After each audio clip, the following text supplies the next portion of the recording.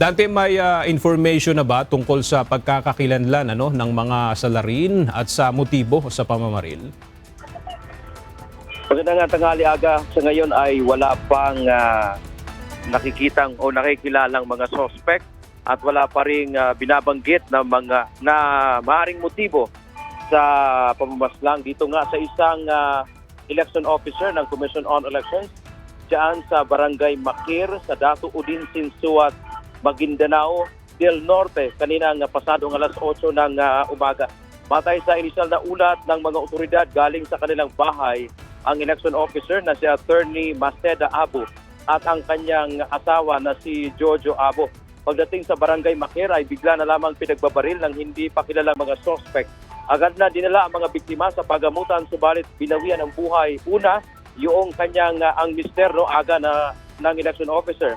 Samantalang si Attorney Abo naman ay kinumpirma sa atin mismo ngayon kanina lamang ni Chairman George Erwin Garcia ay binawian na rin ito ng buhay. Nagpapatuloy ang hot pursuit operation, gayon din ang investigasyon para sa pagkakakilanlan ng mga suspect. At matindingan o kinundinangan ng COMELEC Aga itong nangyaring pamamaril sa kanilang election officer dyan sa Dato Udin Sinsuat, Maguindanao. Lalo na nagkaroon nga ng peace signing dyan noong nakaraang March 18 na nangako ang mga lokal na kandidato, ang mga opisyal dyan na magiging payapa ang gagawing halalan nitong 2025. At kaugnay nga nitong insidente, binanggit kanina ni Chairman George Garcia na kanyang irerekomendahan ay sasailalim sa COMELEC control itong bayan ng Dato Udin Sinsuat, Maguindanao. At ang magiging senaryo dyan ay magdagdag ng mga otoridad, ng mga sundalo at pulis.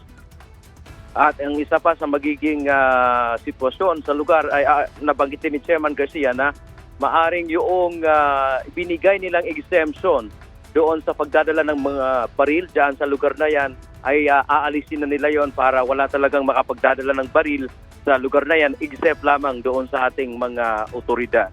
Yan muna ang ating update mula dito sa Maynila. Balik sa iyo, Aga. Maraming salamat, Dante Amento.